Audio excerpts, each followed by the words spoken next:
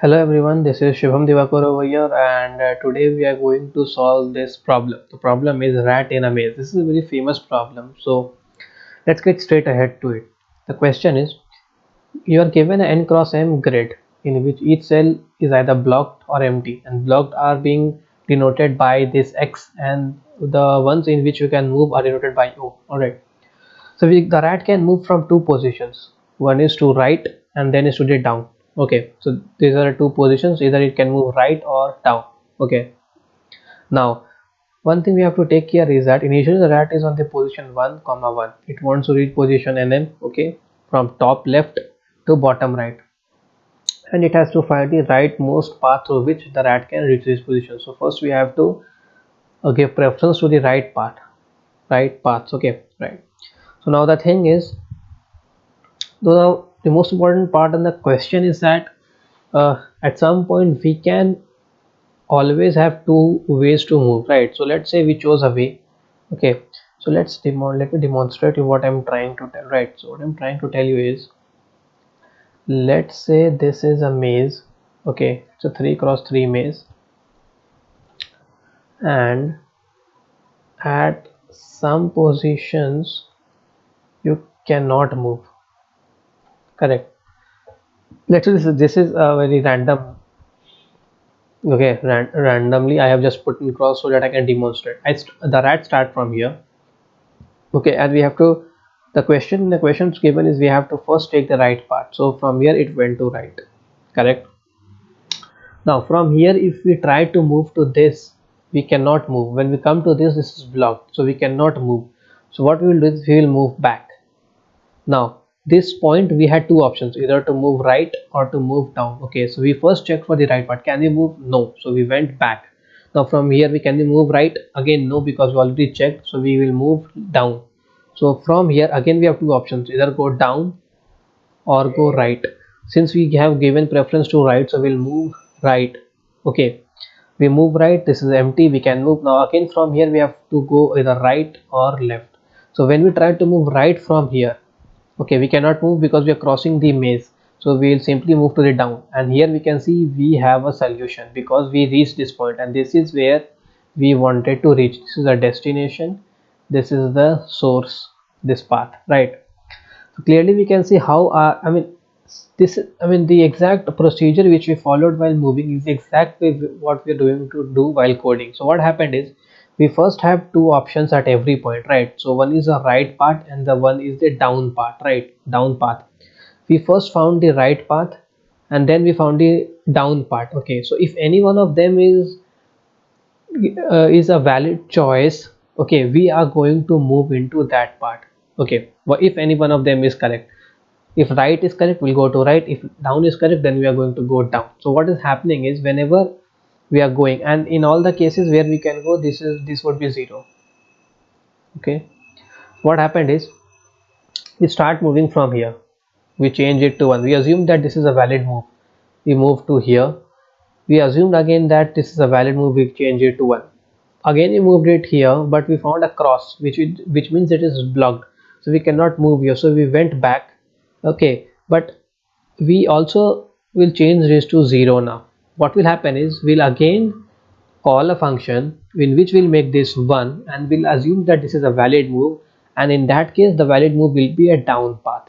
Alright, this is what we're exactly going to do while coding. What happens is, first, and what is the base case? The base case here would be like, when we are going to terminate our program is, when let's say I comma j are the two values in which we are storing the index. So at any point of time, if I becomes m minus 1 and j becomes n minus 1, in case we are passing m minus 1 n minus m and n, so this is the case wherein we are going to break our program execution. Also, we also found here that one of the base condition is, one of the conditions wherein we are not going to find a solution or we cannot move further, is this bound check over here. This is the bound check. Okay, so this is again a second condition. This first condition is the base condition, the second is a bound check, that we cannot move further from here or we cannot move down from here. So these two are the bound check conditions. Okay, the third condition is this maze is blocked. These are the three conditions which we need to take care of, and if these three are already being skipped, then we can say that it is a valid move. Okay, so let's code that part, right? So let's code. Okay, I've already written some parts, so let me check what I'm passing, m minus 1 or m minus 1. Okay, so we are passing here m minus 1 and n minus 1. So the base case would be if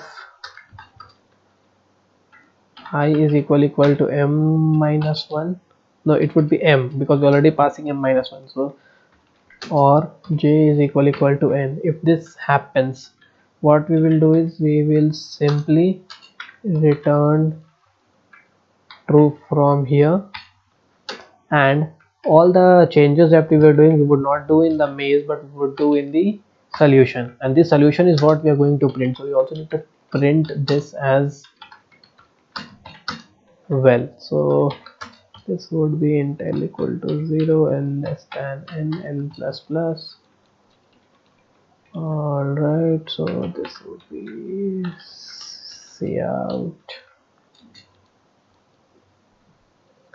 cout then solution of I j we had to print because, and then we need to do this enter for changing the line. This is for the m.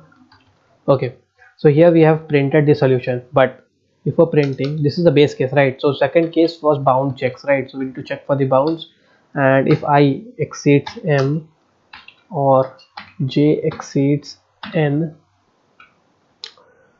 what we are going to do is we are going to return true. No, we are going to return false because we cannot move ahead from here, right? So this is a boundary check condition. Also, in case this will also be a false when one more false statement will be here when the maze is blocked. So if maze of I comma j is equal to x. So these are the three conditions which we needed to check. Now if we are skipping these three conditions, what am I going to do is I am going to assume that we have a valid path.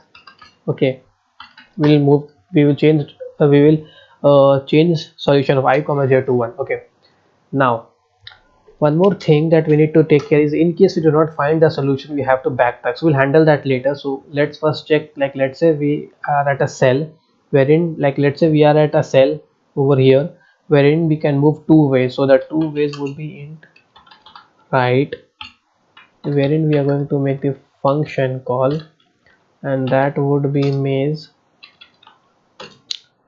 comma the solution comma I comma j comma m comma n, but we are moving towards the right, so the right would be j plus 1,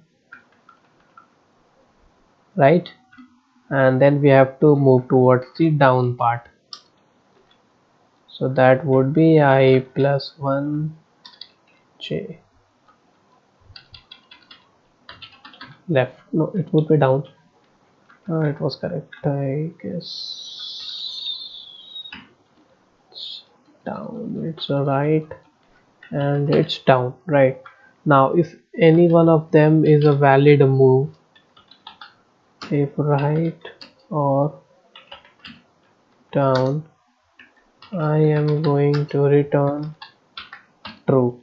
And I also need to backtrack. Why I need to backtrack is because in case I do not find a solution, like in case from here, from any of the above conditions are skipped, I need to change the solution of I comma j to 0, and will return false because we could not find a solution, right? And we already checked here, like if this function returns false, I'm going to print -1, correct? So I guess we are more or less done with this. Let's check once more. We have the boundary conditions.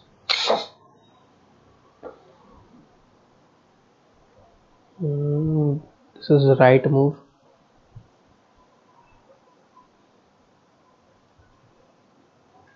Okay, if j exists number of columns, and this is the end. If j exceeds n, I exceeds m, correct?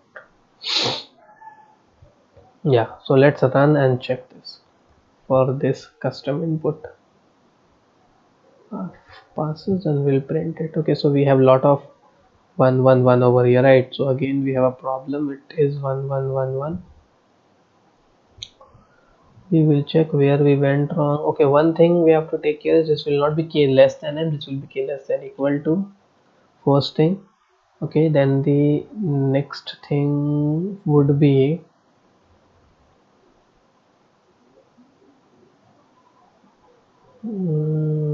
first we have to print, we need to have four outputs, and then okay, see what exactly is happening over here is we are getting all the answer as one. So let's check now.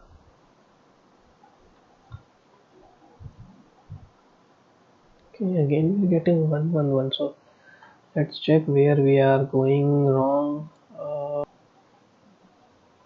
Okay, so I got the problem. So problem was here in this part, like I was printing I and j. Okay, so it would be I1 and J1 because I have changed, like earlier I took K and L, so you can print KL L over here also. This was the problem. What was happening is every time we were getting IJ and we are clearly seeing that this is always one, right?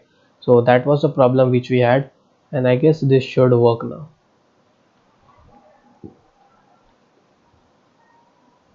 Yeah, great. So I guess this is a solution, and let's submit this.